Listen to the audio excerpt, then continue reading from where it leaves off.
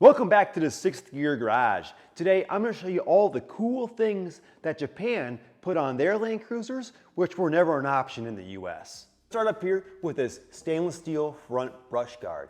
This was a 135,000 yen option back in 1994, which at the time would have been 1,234 US dollars. Although my 80 doesn't have it, there was even a factory front-mounted winch available in 1994 on Japanese models. Coming around to the back side of the 80 series, there's this optional swing-out tire mount, which I'm a big fan of. And this is the factory-sized tire, but you can fit up to a 33-inch on here with no problem. Here's a better view of the extra hardware required for this swing-out arm. And behind the body here is additional reinforcement where these hinges attach. Toyota even put a warning light on the dash to let you know if your swing-out tire carrier isn't shut all the way. Normally on the US models, you'd have the license plate here in the middle and the rear garnish right here above it. However, with the spare tire in the way, they had to relocate the license plate over to here with this additional mounting bracket. With the spare tire on this side, everything is sort of crowded into this corner. You have Toyota logo, VX Limited, Toyota Land Cruiser, full-time four-wheel drive, 24 valve. Kind of overkill, but I like it. If you notice this gigantic dent here, there was originally a ladder here installed when I bought the vehicle, and from the factory this had the OEM roof rack. However, that didn't make it over from Japan, so I thought the ladder was kind of silly, and as you can see, there were some large people climbing on the ladder as it dented in the whole tailgate.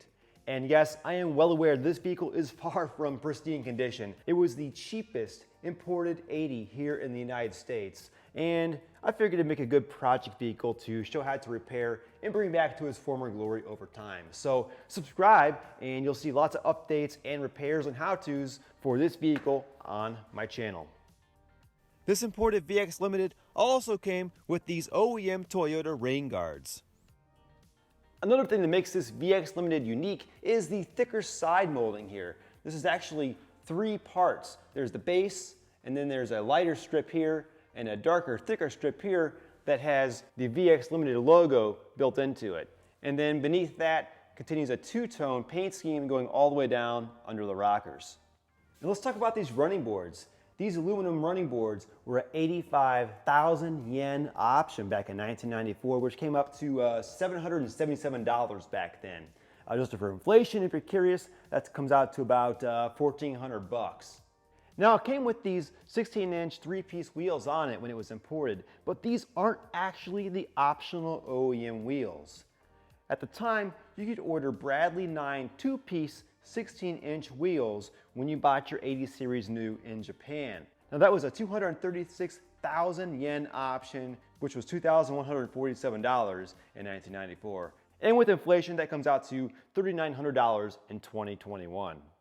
So unlike the North American 80 series, the Japanese version uses one H4 bulb over here to control the high and low beams, and then a separate bulb over here to control the yellow fog lights.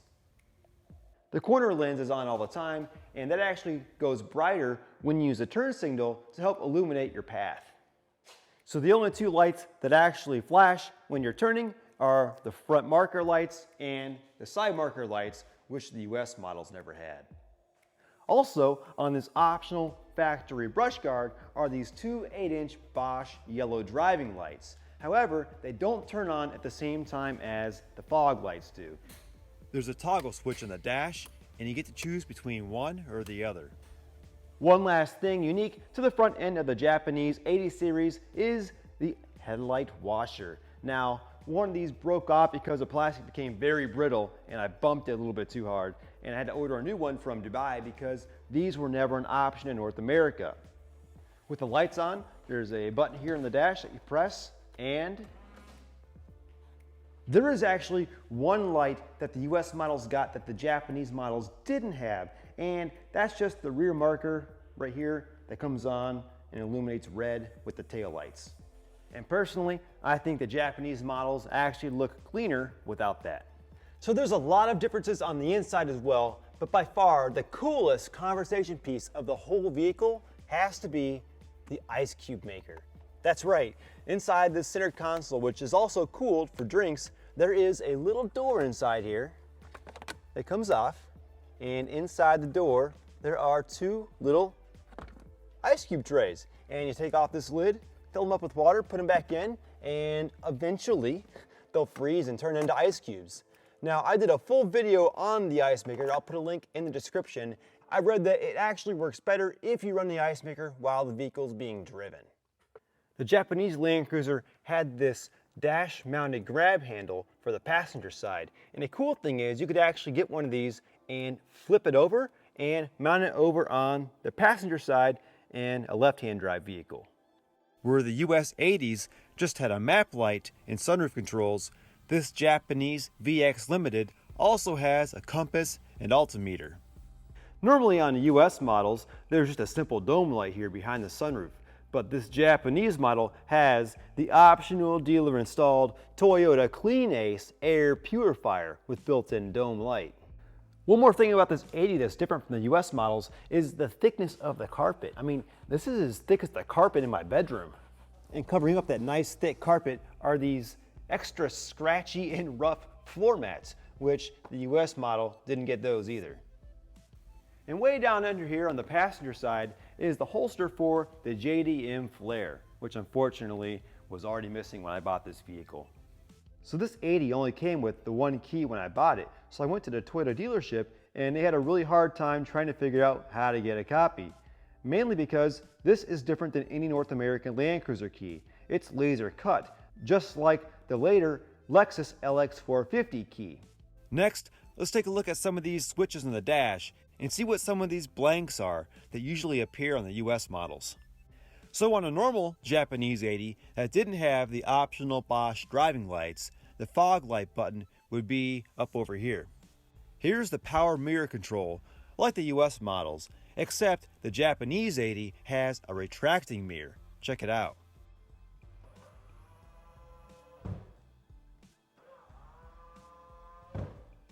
On the other side of the dash, my 80 doesn't have the magic button. It isn't triple locked. It just has the center diff lock button instead. But take a look at this.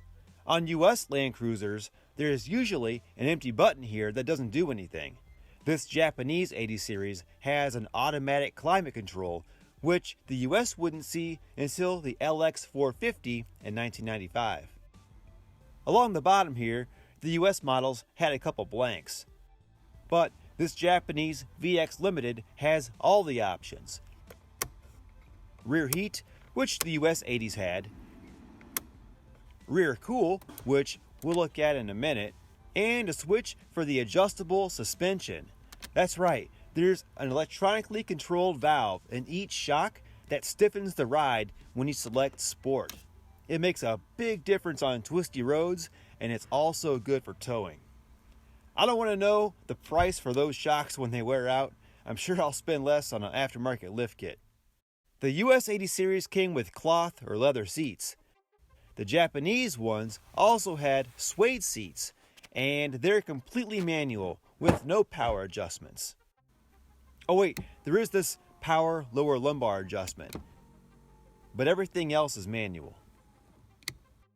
The second row seats are split 50-50 with armrests and fold forward just like the US models, but they can also recline backwards a little bit. Now I'm going to show you one thing that you cannot do in the US Model 80. Remove the front headrests, slide the seat all the way forward and lay it flat. And look at all the room in here. I learned this from the owner's manual. So climb on in, kick off your shoes, sit back, and relax. Be the coolest guy at the drive-in with one of these things. Not to mention, you got your cooler full of iced drinks. Here's the rear AC setup.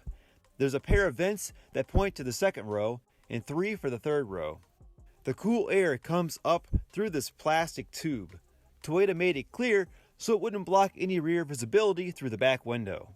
There's also a control panel back here, so the rear passengers can turn the rear AC on and adjust it separately from the front. You can see this panel doesn't have as much storage that the US models have, and I'll show you why. There's a whole separate unit for the rear AC stuffed behind this trim panel. And it did come with the factory subwoofer and amp, but the sub didn't work, so I took it out until I can get around to upgrading that. It draws in the air through this vent in the trim cover. And that's about all there is to see on the inside of the 80, but there is one more thing, the automatic JDM reverse beeper. It never stops. Under the hood, my Japanese 80 has the same dual overhead cam 4.5 liter 1FZ-FE as North America with the A442F 4-speed auto transmission. Some Japanese 80s came equipped with a turbo diesel and 5-speed, and they didn't make any more power than the gas 4.5, but they do a lot better than 12 miles per gallon. This VX Limited is full-time 4-wheel drive, just like the US and European models. Part-time 4-wheel drive with manual locking hubs was an option in Japan, as well as Australia and some other parts of the world. There's no brake booster here because it's right-hand drive. Just a wiper motor and diagnostic terminal. There's so much room over here. Instead, the brake booster is over here on the other side. That must look weird if you're used to wrenching on North American Land Cruisers. If you have a US 80, your owner's manual looks like this. But the Japanese 80 came with this full-size book owner's manual. And it's full of these little illustrations of Japanese characters that show you what to do and not to do. Like, don't let your kid hang out of the sunroof. There's one more rare option on the Japanese 80 series, the Active Vacation Package. If you were into camping or overlanding back in the 90s, this was the setup you wanted. These came loaded from the factory with all kinds of goodies, like a folding shelving unit with built-in storage. It had a fold-out sink and gas stove, a fridge in the back, full curtains that covered all the windows, and it still retained the second row seats so you could haul the whole family. I'll put a link in the description to one of these that sold on Bring a Trailer a while back. So those are the big differences between an 80 series Land Cruiser from Japan and one from the US. If I missed anything or you'd like to see anything in greater detail, let me know and I'll feature it in a future video. Thanks for watching. This is a 1994 Toyota Land Cruiser imported from Japan. Today, I'm going to go over all its quirks and features and then give it a Doug score. Just playing, Doug. Love the channel. And if you're ever in Ohio and you want to point out all the quirks and features of my Land Cruiser, let me know. Thanks for watching, guys.